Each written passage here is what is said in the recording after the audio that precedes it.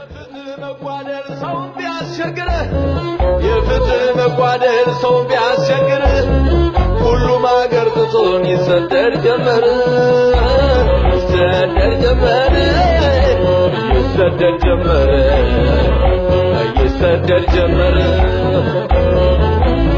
ለአንድነት የቆመን አገር ያታመሪ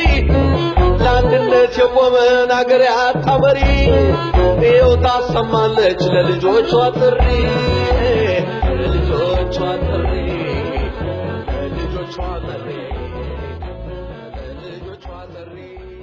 እንደምን ሰነበታችሁ ክቡራትና ክቡራን አድማጮቻችን ይህ የግንቦት 7 ድምጽ ነው የዛሬውን ስርጭታችንን እንደተለመደው በዜና እንጀምራለን ዜናውን ማሰማችሁ ጃና ሞራ ነኝ መልካም ቆይታ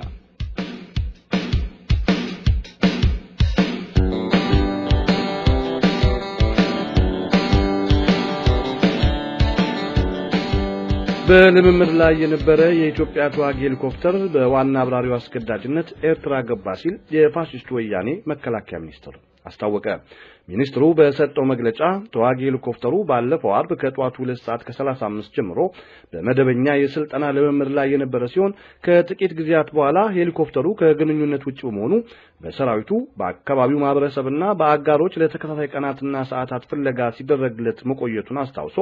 ሆኖም ተዋጊ ሄሊኮፕተሩ በካሃዲው ዋና አብራሪ አማካኝነት ቴክኒሻኑንና ረዳት አብራሪውን በማስገደድ ኤርትራ ማሳረፉን የተገኙ መረጃዎች ያሳያሉ ሲል ቅጥፈት የማይሰለቸው የፋሺስቱ አገዛዝ መከላከያ ሚኒስትር አስታውቋል ይሁንና ባለፈው አርብ ያበራት የነበረውን ተዋጊ ሄሊኮፕተር ከረዳት አብራሪውና ከቴክኒሻኑ ጋር ይዞ ከፋሺስታዊው የወያኔ አገዛዝ የተሰወረው ሻምበል ሳሙኤል ግደይ የሚግ 23 ተዋጊ አውሮፕላን አብራሪ የነበረና በ1995 ዓመተ ምህረት ከከፍተኛ ትምህርት ተቋም አየር ኃይሉን የተቀላቀለ መሆኑን ለማወቅ ተችሏል ሻምበል ሳሙኤል ግደይ ከምርጫ 97 በኋላ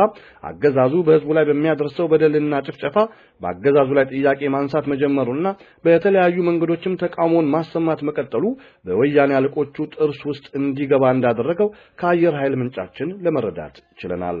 የወያኔው መከላከያ ሚኒስትር በትናንትናው ዕለት ባወጣው መግለጫ ዋና አብራሪው ሻምበል ሳሙኤል ግደይ ረዳት አብራሪውንና ቴክኒሻኑን አስገድዶ ኤርትራ አርፏል የሚለው መግለጫው የትግራይ ተወላጅ የሆነው ሻምበል ሳሙኤል ግደይ በስርዓቱ ኢፍትሃዊነት ሲማረር እንደቆየ የተገኘው መረጃ የሚያጠናክር ነው ከኢትዮጵያ አየር ኃይል ጠፋ ከተባለው ተዋጊ ሄሊኮፕተር ውስጥ አብራሪውን ጨምሮ 3 የአየር ኃይል አባላት የነበሩ ሲሆን የኦሮሞ ተወላጅ ከሆነው ረዳት አብራሪ መቶ አለቃ ቢልልኝ ደሳለኝ በስተቀር ዋና አብራሪው ሻምበል ሳሙኤልና ቴክኒሻኑ ጸጋ ብርሃን ግደይ የትግራይ ተወላጆች መሆናቸው ለፋሺስታዊ አገዛዝ ከፍተኛ ራስ ምታት መሆኑ ታውቋል ፋሺስቱ ወያኔ በትግራይ ወጣቶች የህይወት መስዋዕትነት ለስልጣን ከበቃ በኋላ በህዝባችንና በሀገራችን ላይ ላለፉት 24 ዓመታት ለፈጸማቸው ግፍና ሰቆቃ በጅምላ የትግራይን ህዝብ ድጋፍና ትብብር ያለው ለማስመሰል ሲጥር መቆየቱም ይታወቃል ሆኖም ይህንን አስከፊና ፋሺስታዊ አገዛዝ መቃወም በ10 ሺዎች የሚቆጠሩ የትግራይ ተወላጆች በትግራይ ህዝብ ዲሞክራሲያዊ ንቅናቄ ደሚት ስር በመሰባሰብ አገዛዙን ለማስወገድ ብረት አንስተው በመታገል ላይ መሆናቸው የሚታወቅ ሲሆን ሌሎችም በተለያዩ የመንግስት መስሪያ ቤቶችና ተቋማት የሚሰሩ የትግራይ ተወላጆች ፋሺስታዊውን የወያኔ አገዛዝ እድሜ ለማሳጠር ከሌሎች ኢትዮጵያውያን ወገኖቻቸው ጋር በመሆን የበኩላቸውን የትግል አስተዋጽኦ በማበርከት ላይ ይገኛሉ በመጨረሻም የአየር ኃይል አብራሪው የሻምበል ሳሙኤልና የቴክኒሻኑ ጸጋ ብርሃን ግደይ የወሰዱት ያሁን እርምጃ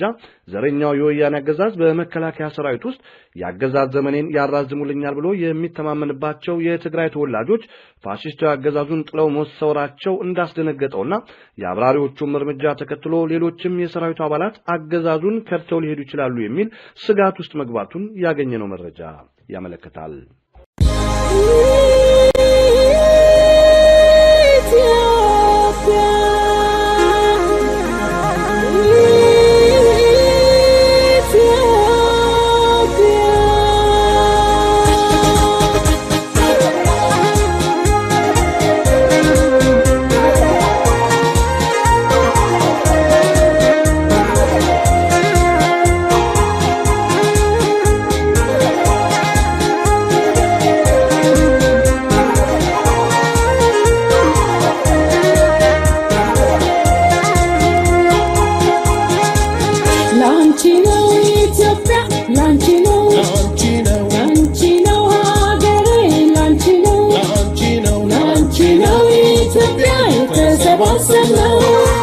ላንቺ ነው ሀገሬ እኛ የምንሞተው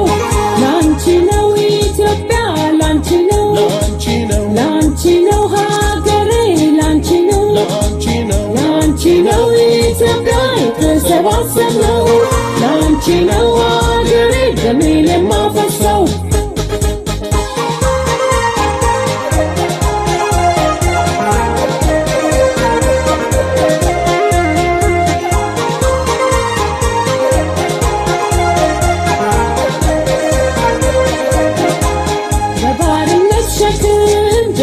ለጎበጠው በባለጌ መዳፍ ክብርሽ ለጎደፈው ስቃይሽ ስቃ ሰማይ ለነደለው ዓይንሽ እስኪጠፋ ደም ለምታነቢው ላንቺ ነው ሀገሬ ሕይወት የገበርነው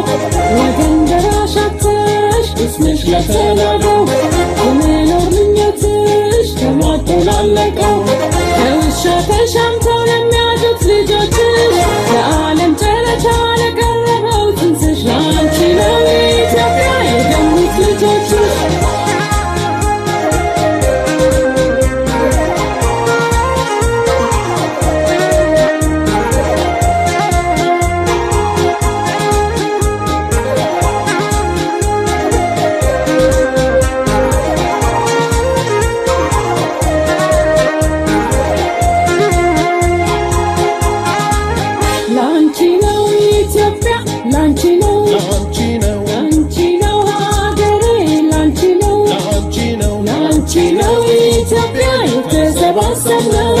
ላንቺ ነው ሀገሬ እኛ የምንሞተው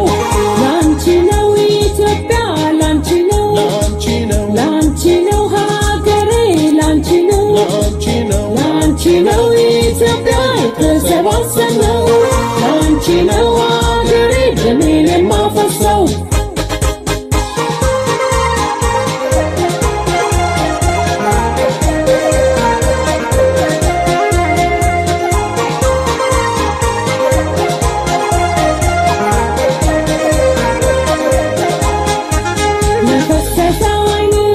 ከካዲዎች ጥፍር በጅምላ ላጨዱት የልጆችሽ ግምት የናዱት አንድነት ላረከሱት ሀገር የቀሙን ነፃነት ለጫኑብን ቀንበር መልስ ሆኖ መጥቷል ጨረፊለማረት በእምነት በመጽናትሽ ሀቅ መናገርሽ ትናጋሽ ታሽጎ መተንፈስ ያቃተሽ መከራና ሀሳብ በማዳት ለኳሉ የማታውቂው ላንቺ ነው ኢትዮጵያ የደሙት ልጆችሽ ላንቺ ነው ኢትዮጵያ ላንቺ ነው ላንቺ ነው ሀገሬ ላንቺ ነው ላንቺ ነው ኢትዮጵያ የተሰባሰብነው ላንቺ ነው ሀገሬ እኛ የምንሞተው ላንቺ ነው ኢትዮጵያ ሕይወት የገበርነው ላንቺ ነው ሀገሬ የተሰባሰብነው ላንቺ ነው በአንድነት የቆምነው ላንቺ ነው ኢትዮጵያ እኛ ምንስ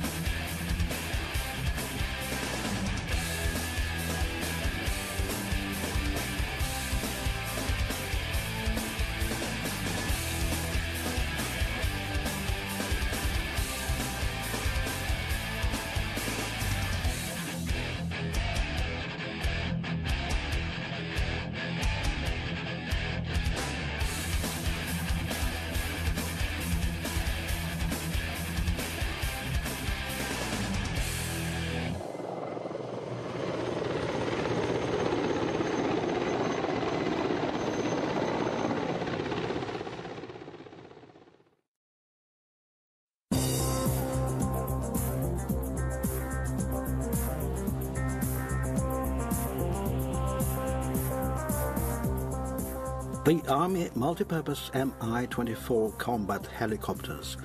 are intended for destruction of armed vehicles, low-speed air targets, enemy manpower, fire support of land forces, delivery of tactical troops, evacuation of the wounded, as well as for transporting special-purpose loads. During the period of serial production, the Design Bureau constantly continued to improve helicopters' structure and armament. A number of modifications were developed on the base of the Mi-24 helicopters. At present, these combat helicopters are on the Army inventory of more than 20 countries. They have taken part in more than 30 military conflicts and local wars.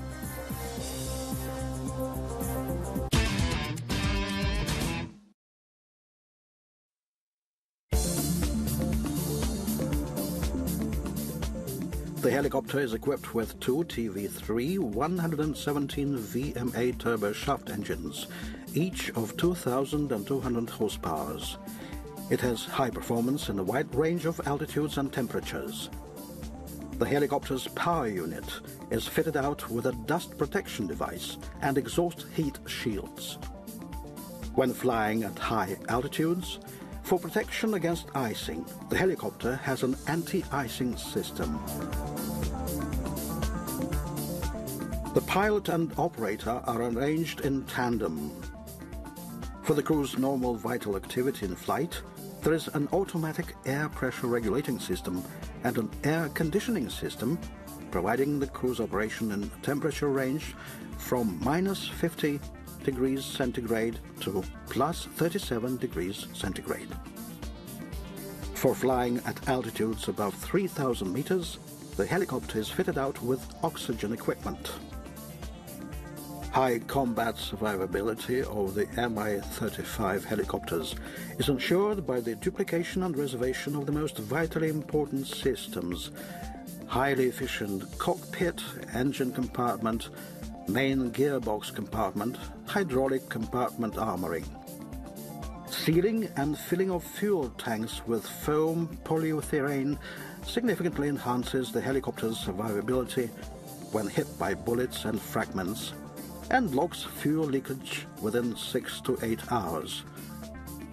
A radar warning system, IR jammer, chaff and flare dispenser are installed on the helicopter. Flight navigation equipment and automatic flight control system allow the helicopter to fly at any time of day in simple and adverse weather conditions, both by visual flight rules and instrument flight rules on any air routes and over reference terrain.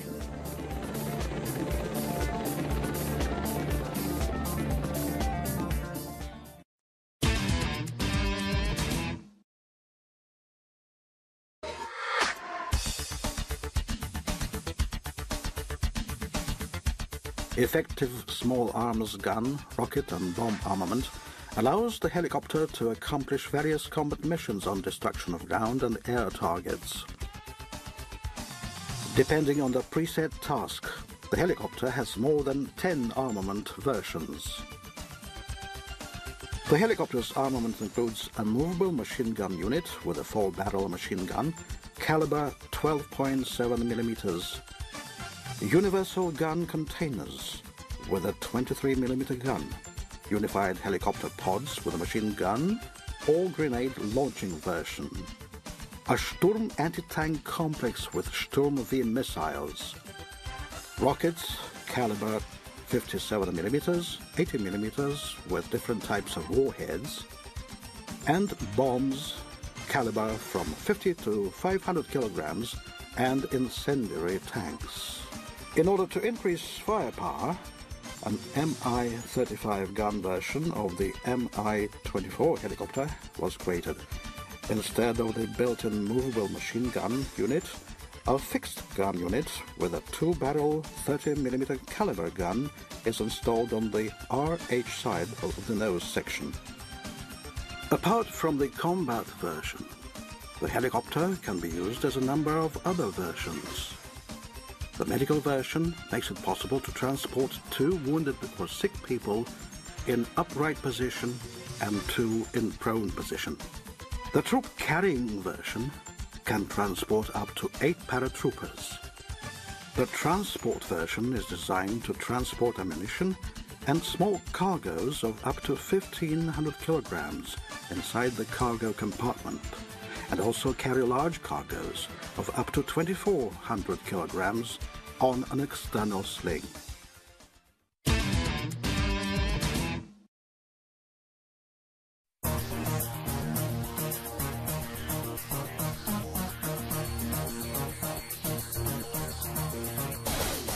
Further development of the Mi-24V helicopter, export version Mi-35, is the Mi-35M helicopter. It is capable of accomplishing up-to-date combat missions at any time of day in simple and adverse weather conditions. The Mi-35M features up-to-date armament and high tactical and technical characteristics. It differs from the basic model by an upgraded rotor system, a non-retractable landing gear, a shortened wing with a built-in special load lifting system, night vision goggles and adapted lights for their use, a navigation and electronic indication complex consisting of an observation site station with a thermal imaging guidance channel and laser range finder. Installed on the helicopter, radio communication equipment of a new generation, up-to-date high-effective gun and rocket armament, including missiles of the air-to-air class. The radio electronic countermeasure system has been upgraded. The Mi-35M helicopter's up-to-date high-effective armament and night vision system doubles combat efficiency in comparison with the basic version.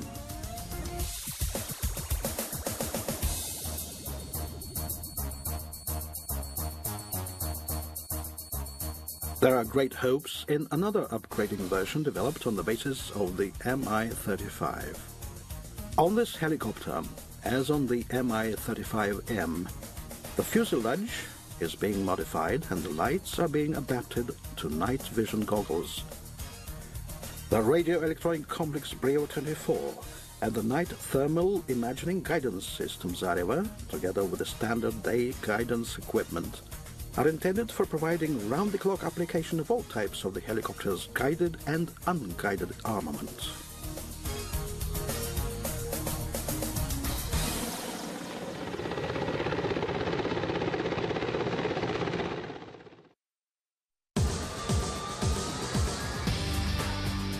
Mi-35 type helicopters and their modifications possess a high performance and serve as effective and reliable means of fighting in present-day conditions.